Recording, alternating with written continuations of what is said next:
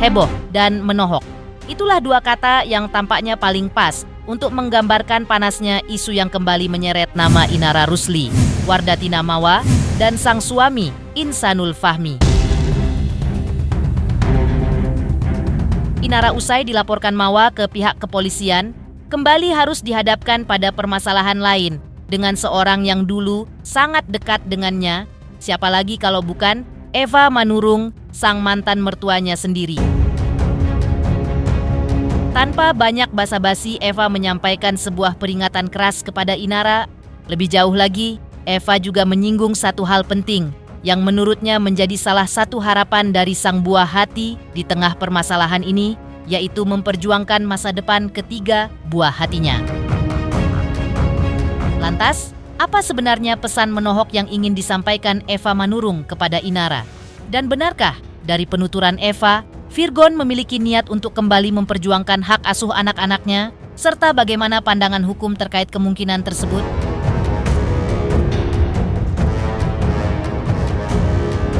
Pemirsa, bersama Intens Investigasi, kami hadirkan kabar terkini, terpercaya, dan teraktual.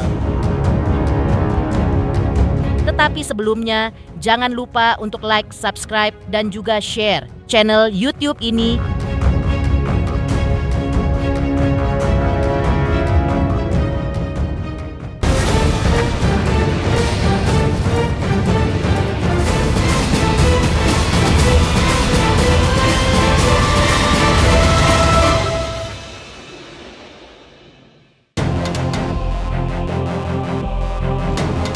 Pemirsa Intens Investigasi, satu hal lain yang ikut menjadi sorotan publik adalah nasib ketiga anak Inara dan Virgon.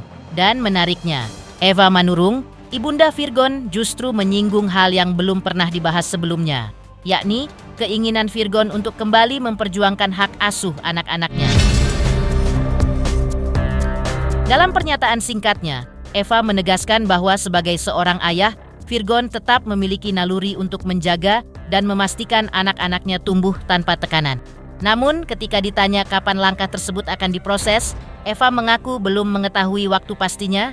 Hanya saja, ia menegaskan bahwa niat itu ada, karena Virgon ingin anak-anaknya tumbuh dengan baik dan tidak terbebani oleh dinamika masalah orang dewasa. Kalau dia pasti nggak mau lah dia.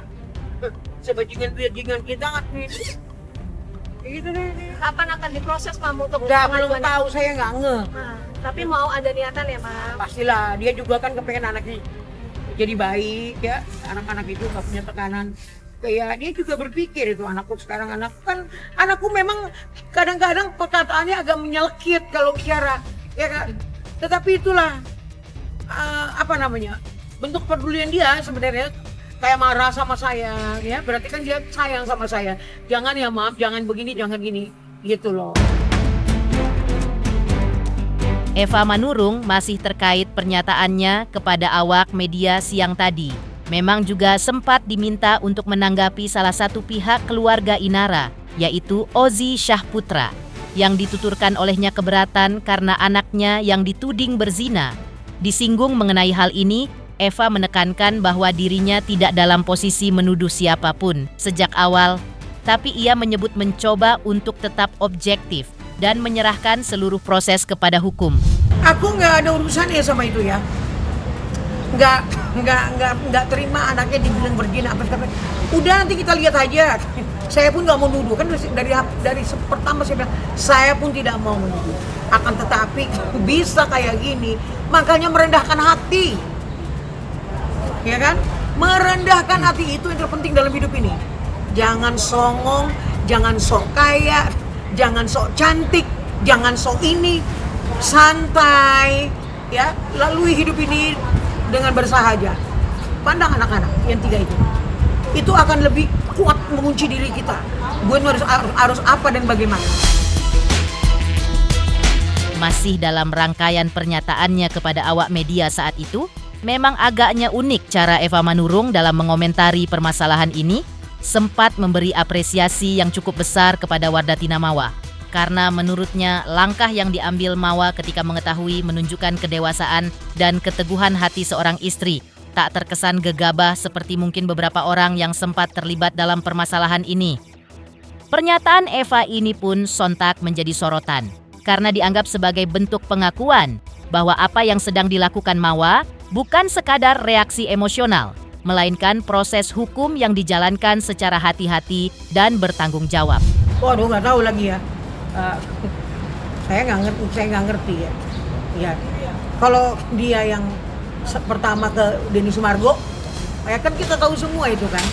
Nah, saya nggak tahu juga itu apa dan bagaimana lokasinya itu diambil dengan cara bagaimana, kita nggak tahu. Ya kan? Tapi yang jelas saya benar-benar salut luar biasa gitu. Ketika seorang istri sudah mengetahui suaminya situ, dia nggak langsung gubruk gitu. Secara detail pelan-pelan diambil untuk jadi saksi, untuk jadi barang bukti, untuk ini. You're so good. Sementara itu, selain memberi pandangannya soal sikap Mawa, Eva Manurung juga menanggapi pernyataan Inara yang merasa telah dibohongi dalam hubungan dengan Insanul Fahmi. Dari raut wajah dan mimik muka yang diperlihatkannya, Eva agaknya tidak percaya dengan alasan tersebut. Terlebih Eva menilai bahwa pada seseorang dengan usia dan pengalaman tertentu seharusnya memiliki pertimbangan dan ketelitian sebelum melangkah dalam hubungan serius. Eva seperti ditegaskan sebelumnya, kini tidak lagi memiliki kaitan apapun dengan urusan pribadi Inara. Tapi ketika diminta untuk memberikan pesan kepada masyarakat dengan kemungkinan kasus serupa seperti Inara, seperti inilah pesan menohok Eva Manurung yang memberikan pesan untuk para anak muda sebelum memutuskan menikah harus mengingat pentingnya mengenalkan pasangan kepada keluarga. Oh iya, masa sih? Ya kan? Masa sih yang benar? Kita ini kan bukan anak kecil lagi yang bisa istilah orang main bola di lego-lego ke sana, lego ke sini, tendang sana, tendang sini, giring sana, giring sini, bisa. Ya, tapi kita juga nggak mau ini ya, cukup dalam hati kita menilai. Tertanggal berapa bertemu, tertanggal ini, biarlah orang yang berkompeten nanti yang akan bicara kayak gitu. Hal-hal yang kayak gitu ya sudah, kita udah nggak ada hubungannya lagi sama dia kecuali anak-anak. Terserah, mau lu gantung diri, mau berenang di laut, ya mau ngapain terserah. Itu disuka-suka lu kan gitu. Nah, lu ambil keputusan, ya buah perbuatan yang lu tanam sekarang lu petik. Saya nggak mau masuk terlalu dalam. Nilai sendiri, korek sendiri. Apa dan bagaimana? Kalian kan kawan-kawan media ini udah udah hebat lah, mancing kalimat juga untuk berkata-kata udah wow gitu loh. Iya kan? Jadi kalian tanya sendiri aja sama dia. Itu bukan ranah saya lagi.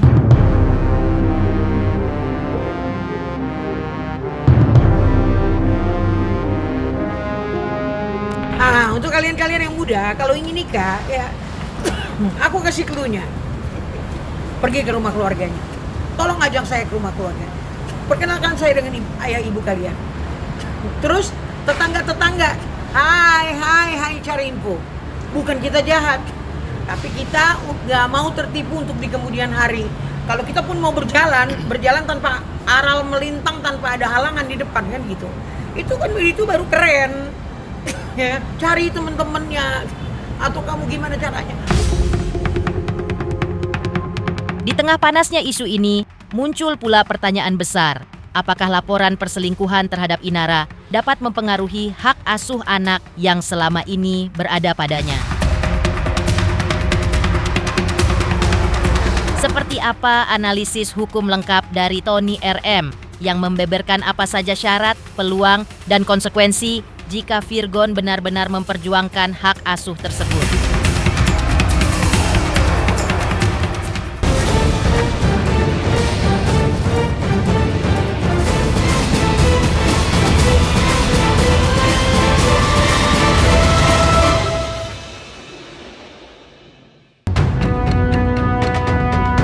Ya, di tengah memanasnya polemik yang menyeret nama Inara Rusli dan Insanul Fahmi, dan kabar dari keinginan Virgon yang ingin mengambil hak asuh anak, seperti yang diceritakan Eva Manurung ibundanya, menurut ahli hukum Tony RM, pada dasarnya hak asuh anak yang masih di bawah usia 12 tahun memang berada pada pihak ibu. Namun, Tony RM menegaskan bahwa hak tersebut bisa dicabut apabila ibu dianggap tidak mampu menjamin keselamatan jasmani dan rohani anak. Sebenarnya anak yang belum mumayyiz atau belum berumur 12 tahun, hak asuhnya itu jatuh kepada ibunya. Hal ini diatur di dalam pasal 105 huruf A kompilasi hukum Islam, di mana disebutkan bahwa pemeliharaan anak yang belum mumayyiz atau belum berusia 12 tahun adalah hak ibunya. Lalu apakah hak asuh anak pada ibunya tersebut bisa dicabut? Bisa saja. Ini diatur di dalam pasal 156 kompilasi hukum Islam, di mana disebutkan bahwa apabila pemegang hadonah ternyata tidak dapat menjamin keselamatan jasmani dan rohani anak, meskipun biaya nafkah dan hadonah telah dicukupi, maka atas permintaan kerabat yang bersangkutan, pengadilan agama dapat memindahkan hak hadonah kepada kerabat lain yang mempunyai hak hadonah pula. Nah, jadi hak asuh anak pada ibunya itu bisa dicabut bila mana ibunya tidak dapat menjamin keselamatan jasmani dan rohani anaknya tersebut. Jadi, kalau Virgon ingin mengambil alih hak asuh anak melalui pengadilan, maka Virgon harus dapat membuktikan tindakan atau perbuatan Inara Rusli itu tidak dapat menjamin keselamatan jasmani dan rohani anak. Kemudian yang kedua, melalaikan kewajibannya merawat anak. Dan yang ketiga, harus bisa membuktikan kelakuan Inara Rusli sangat buruk sekali. Dan terkait laporan Wardati Namawa terhadap Inara Rusli atas dugaan perselingkuhan, Tony RM menjelaskan bahwa laporan itu secara hukum dapat dijadikan argumen oleh Virgon apabila ingin mengajukan permohonan perubahan hak asuh ke pengadilan. Namun, hal tersebut tidak otomatis membuat hak asuh berpindah. Majelis Hakim dalam hal ini kembali tetap akan mengacu pada 3 syarat utama. Apabila kelak dalam proses hukum tindakan itu dinilai memenuhi unsur yang disebutkan di atas, barulah permohonan hak asuh dapat dipertimbangkan. Dalam mencabut hak asuh anak dari ibunya kemudian dipindahkan kepada ayahnya, pengadilan tetap mengacu kepada pasal 156 kompilasi hukum Islam dan pasal 49 ayat 1 Undang-Undang Perkawinan, di mana harus dapat dibuktikan bahwa Inara Rusli tidak dapat menjamin keselamatan jasmani dan rohani anaknya. Kemudian yang kedua, Inara Rusli selaku ibunya yang merawat, ia sangat melalaikan kewajibannya. Dan yang ketiga, Inara Rusli selaku ibunya berkelakuan buruk sekali. Jadi, pengadilan atau majelis hakim tetap mengacu kepada peraturan tersebut. Kemudian yang ketiga, status hukum ibu dan hak asuh. Diketahui Inara telah membuat 2 laporan polisi. Apakah status Inara sebagai pelapor, saksi, atau bahkan potensi pihak yang tersangkut dalam proses hukum dapat dijadikan argumen hukum yang kuat oleh Virgon untuk menunjukkan ketidakmampuan ibu dalam merawat anak secara optimal?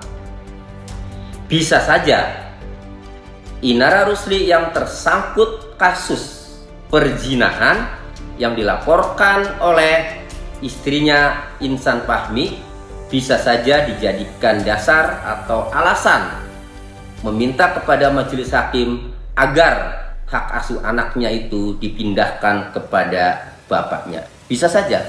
Tetapi tetap hakim mengacu kepada peraturan yang berlaku, yaitu pasal 156 kompilasi hukum Islam dan pasal 49 Undang-Undang Perkawinan. Sementara itu, heboh buka suaranya beberapa pihak yang ikut terseret dalam permasalahan ini. Tentu masyarakat dibuat penasaran dengan seperti apa hukum di Indonesia akan menyelesaikan permasalahan ini.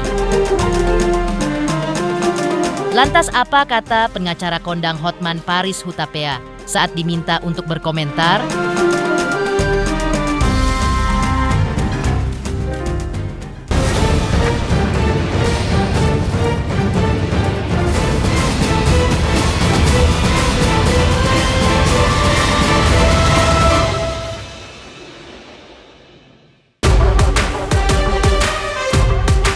hebohnya, berbagai pihak yang ikut bersuara dalam kisruh yang menyeret nama Inara Rusli, Wardatina Mawa, serta sang suami Insanul Fahmi. Masyarakat kini mulai bertanya-tanya bagaimana sebenarnya hukum Indonesia memandang perkara ini. Terlebih lagi, polemik ini melibatkan pernikahan siri, hubungan rumah tangga, hingga dugaan perzinahan yang kini sudah masuk ranah pidana. Untuk menjawab rasa pertanyaan banyak pihak, pengacara kondang Hotman Paris Hutapea akhirnya memberikan analisis hukumnya. Menurut Hotman, pertanyaan pertama yang harus dijawab dalam kasus seperti ini adalah apakah bukti perzinahan sudah cukup kuat atau belum. Hotman menegaskan bahwa apabila bukti-bukti tersebut lengkap, Inara maupun Insanul Fahmi dapat dipidana sesuai ketentuan hukum yang berlaku. Namun ada poin penting yang ia garis bawahi, yaitu soal kawin siri itu sendiri yang bukan alasan seseorang bebas dari perzinahan. Pertama, apakah sudah cukup bukti untuk perzinahan itu dulu? Sudah cukup bukti kah untuk perzinahan? Ya, kalau sudah cukup bukti, ya tentu bisa dipidanakan. Nah, tentu untuk mengetahui sudah cukup bukti, perlu dilihat yang jelas. Kawin siri bukanlah jadi alasan bahwa seseorang bebas dari perzinahan, karena suatu hubungan intim yang sah di mata hukum harus menikah secara hukum negara. Ya, kalau hanya sebatas kawin siri itu belum dianggap sebagai pernikahan yang sah. Pertanyaan berikutnya adalah dalam suatu, ini secara umum ya, dalam suatu tindak pidana perzinahan tidak bisa mengatakan bahwa aku tidak tahu dia nikah, aku tidak tahu pasangan saya itu sudah punya istri. Ya, itu suatu alasan yang berat untuk dipakai untuk membebaskan diri. Nanti semua orang mengatakan begitu, aku nggak tahu dia punya suami, gitu loh. Ya, jadi kurang beralasan mengatakan saya tidak tahu dia punya istri. Ya, masa nggak tahu identitas laki? Masa nggak tahu identitas lakinya sudah, sedangkan mereka sudah menempuh kenikmatan dunia gitu loh. Ya. Pemirsa Intens Investigasi, jangan lupa saksikan terus Intens Investigasi. Dan pastikan jangan lupa untuk like, subscribe, dan juga komen. Terima kasih juga atas kesetiaan pemirsa, atas pencapaian jumlah subscriber yang kini menuju 4 juta subscriber channel Intens Investigasi.